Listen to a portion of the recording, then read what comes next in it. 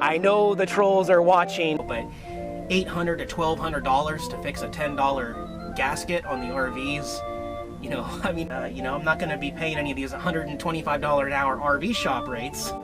And I paid $15 to go on the trail. And all of those jobs require a lot of time and labor and money. Gonna keep forking over expensive oil.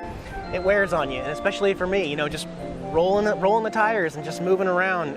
It's an expense. Even a new RV can break down and cost more than the value of any other RV that I've ever purchased in my life. I don't usually pay for attractions very often, believe me. I don't often pay for overnight accommodation. I'm really just feeling weird right now. That just killed me inside, but it drained me. I was behind the wheel, barely moving in traffic. Okay, so a lot of misinformation out there. You know, I'm frustrated. The torque converter clutch valve probably failed. Your RV has a rear main seal leak, and at this point, I wouldn't even recommend you getting that fixed. Would be about the same as replacing the engine completely. Just the labor, because the transmission and everything has to drop. Maybe at this point it'd be easier just to get another 460 engine and rebuild it. But where am I going to store it and work, you know? So about the oil leak up front that I can't actually tell where it's coming from. I can be an emotional, honest person sometimes. Eric, you're on YouTube. You're supposed to just naturally be able to ignore all the hate and trolls. I'm not going to go into San Francisco on a rainy day. You know, just because I wanted to share my life doesn't mean I have to get really good at dealing with being in the eye of the public all the time, as well as just being judged nonstop as some kind of YouTube celebrity or life of a YouTube celebrity. I sit here and spend a couple minutes talking about a very important issue, and then I look back and my bed's not made, and I'm like, crud, I'll never hear the end of it. I gotta make the bed and redo the entire video.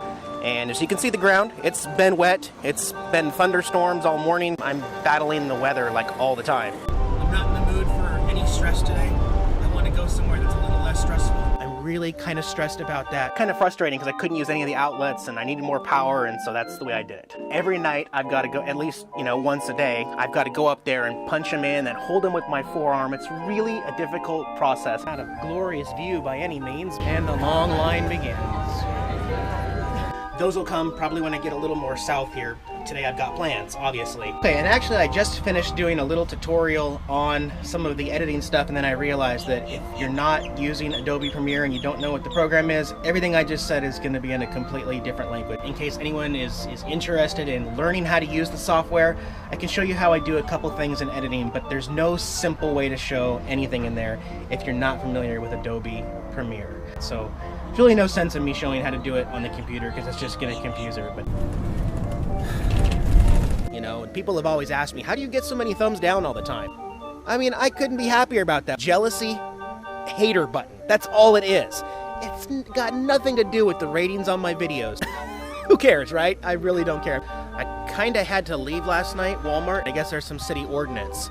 And then he went on to tell me, and he's like, yeah, my buddy actually got a $90 citation. In the past, people have been re-uploading my videos, calling that fair use, and using my name in their video descriptions, and talking about me and creating lies and rumors and blasphemy. And with that being said, since it's my brand, it's my business venture here on YouTube, and I'm not going to be able to record audio because I want to show the audio.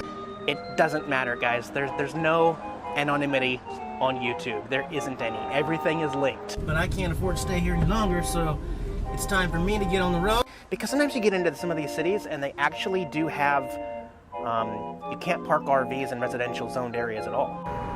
Why would you do that to your city? It's not my kind of place, and I don't fit in or feel good here.